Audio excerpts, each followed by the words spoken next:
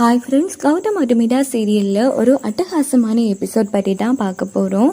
இங்கே பார்த்தோன்னா நம்ம மாயாவுக்கு ஃபங்க்ஷன் ஸ்டார்ட் பண்ணுறாங்க. ஆனால் மாயாவோட முகம் டல்லாக இருந்துகிட்ருக்கு. அப்போது எல்லாருமே ஏன் மாயா ஒரு மாதிரி இருக்கா அப்படின்னதும் மாயா எதுவுமே பேசாமல் அமைதியாகவே இருந்துகிட்ருக்காங்க.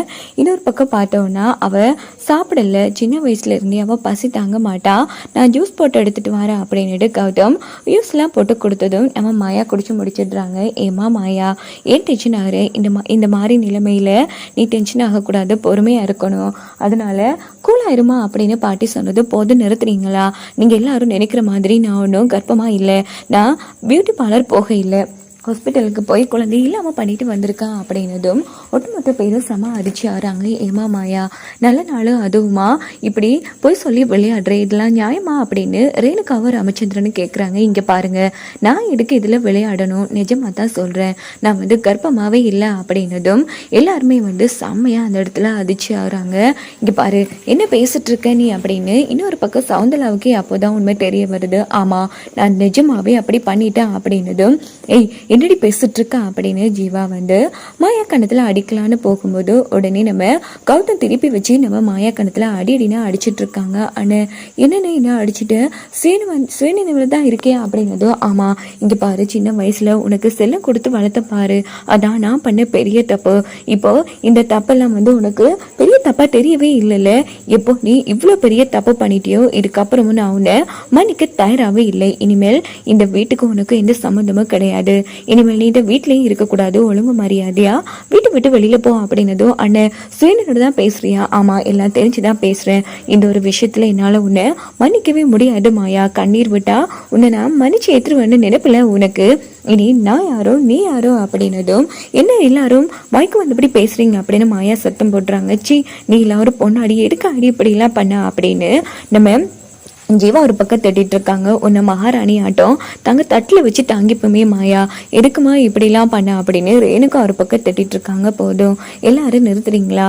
ஏதோ பெரிய தப்பு பண்ண மாதிரி பேசிட்டு இருக்கீங்க, என்னோட கெரியரை பொறுத்து தான் நான் இப்படி ஒரு விஷயத்த பண்ணேன், எனக்கு என்ன வயசா ஆயிடுச்சு, இங்க பாருங்க, இந்த குழந்தை இல்லைன்னா இன்னொரு குழந்தை, அதுக்கு போய் எல்லாரும் தாம் தோமுன்னு கொதிச்சிட்டு இருக்காங்க அப்படின்னு சொல்லி மாயா செம டென்ஷன்ல கத்திட்டு இருக்காங்க. இந்த பக்கம் பார்த்தோம்னா அப்போ உனக்கு இந்த விஷயம் சிம்பிளா போயிட்டு இல்லை அப்படின்னு ஜீவா ஒரு பக்கம் சத்தம் போடுறாங்க. எல்லாமே இவளால வந்தது அப்படின்னு பாட்டி சவுந்தலாவை திட்டுறாங்க. அதானே, இவங்க அம்மா ஒழுங்கா வளர்த்திருந்தா இவன் ஏன் இப்படி பேசணும், அப்படி இப்படி பண்ணணும் அப்படின்னு ஜீவா சொன்னதும் என்ன மாப்பிள்ள ரொம்ப ஓவரா பேசுறீங்க, ஆமா நீங்க கொடுத்த இடம் தான் இன்னைக்கு மாயாவை இந்த அளவுக்கு கொண்டு வந்திருக்கு அப்படின்னு ஜீவா சொன்னதும் சவுந்தலா செம டென்ஷன் ஆகுறாங்க. ஜீவா ரொம்பவே அந்த இடத்துல வெளுத்து எடுத்துடுறாங்க நம்ம சவுந்தலாவை. இங்க பாருங்க ஜீவா, என்ன குரல் ரொம்ப உயருது, இங்க பாருங்க, எங்க தங்கச்சி ஆசைப்பட்டாங்கிற ஒரு காரணத்துக்காக தான் அவங்கள கட்டி வச்சோம், இல்லைன்னா உங்களை விட நிறைய மாப்பிள்ள எங்க தங்கச்சிக்கு கிடைச்சிருக்கும் அப்படின்னு அபிஷேகம் அவங்க சித்தப்பாவும் ஒரு பக்கம் வாய்க்கு வந்தபடி அந்த இடத்துல பேசிட்டு இருக்காங்க.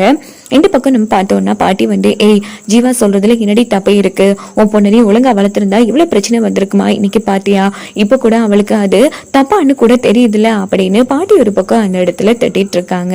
இந்த பக்கம் பார்த்தோம்னா நான் எவ்வளவு ஆசையா இருந்த தெரியுமா, எனக்குன்னு யாரும் இல்லாதப்போ எவ்வளவு கஷ்டமா இருந்துச்சு, ஆனா உனக்குன்னு எல்லாமே இருந்தும் எதுக்காக மாயா இப்படி பண்ண, என்னால உன் மூஞ்சிலவே முழிக்க முடியல அப்படின்னு கௌதம் ஒரு பக்கம் செம டென்ஷன் ஆகுறாங்க. இந்த பக்கம் நம்ம ஜீவாவும் இதுக்கப்புறமும் நாம எதுக்குமா இந்த வீட்டுல இருக்கணும், இப்போ நம்ம கிட்ட ஒரு முடிவு கேட்காம இவ இப்படி ஒரு வேலை பார்த்தாலோ இதுக்கப்புறமா இவளுக்கும் நமக்கும் எந்த ஒரு சம்மந்தமும் கிடையாதுமா, ஏமா இங்கே நின்றுட்டு இருக்கீங்க, வாங்க போகலாம் அப்படின்னதும் மாப்பிள்ள நீங்களா அப்படி பேசுறீங்க அப்படின்னு சவுந்தலா கேட்குறாங்க. ஆமா, எப்போ உங்க பொண்ணு இப்படி ஒரு விஷயத்த இங்க யார்கிட்டயுமே கேட்காம ஒரு தப்பான முடிவெடுத்தாலோ இதுக்கப்புறமா நாங்க இந்த வீட்டுல இருக்க போறதே இல்லை, ஏமா இங்கே நின்றுட்டு இருக்க, வாமா நம்ம வீட்டுக்கு போகலாம் அப்படின்னுட்டு ஜீவா அவங்க அம்மாவையும் அப்பாவையும் கூட்டிட்டு போறாங்க. ஸோ 3 பேரும் ரொம்ப ஃபீல் பண்ணிட்டு வெளியில போறாங்க.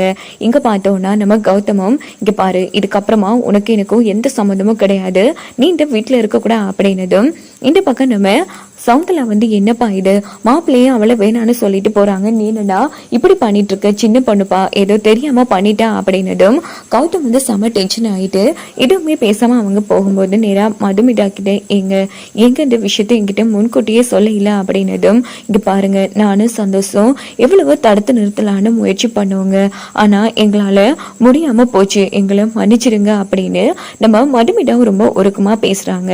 அதுக்கு முன்னாடியே மாயா உண்மையை சொல்லியிருப்பாங்க இல்லையா, இல்லையா, அப்போ மாயா சொல்லியிருப்பாங்க மதுமிதா அன்னைக்கும் சந்தோஷ் அண்ணாவுக்கும் தெரியும் அப்படின்னு. உடனே சந்தோஷ் தான் வந்து எல்லாம் நடந்த விஷயங்களை சொல்லியிருப்பாங்க. நண்பா என்ன மன்னிச்சிருடா, அவ பண்றதுக்குள்ள எங்களால காப்பாற்ற முடியாம போயிடுச்சுன்னு. இன்னொரு பக்கம் பார்த்தோன்னா எல்லாரும் உள்ள போனதும் இந்த பக்கம் நம்ம சவுந்தலா வந்து செம்ம டென்ஷன்ல இருந்துட்டு இருக்காங்க. அதே டைம் பார்த்தோம்னா நம்ம அபிஷேக் இருக்காங்க இல்லையா, அவங்க வந்து மாயாவுக்கு ஆறுதல் சொல்றாங்க. சரி விடு மாயா, பாத்துக்கலாம் என்ன நடக்குது அப்படின்னு சொல்லிட்டு அபிஷேக் வந்து அப்போ கூட அவங்க தங்கச்சியோட தப்பு வந்து நியாயமா தான் பேசுற போல சப்போர்ட்டிவா இருந்துட்டு இருக்காங்க. இதோட பார்த்தோம்னா இந்த ஒரு எபிசோட் வந்து முடிச்சிருது.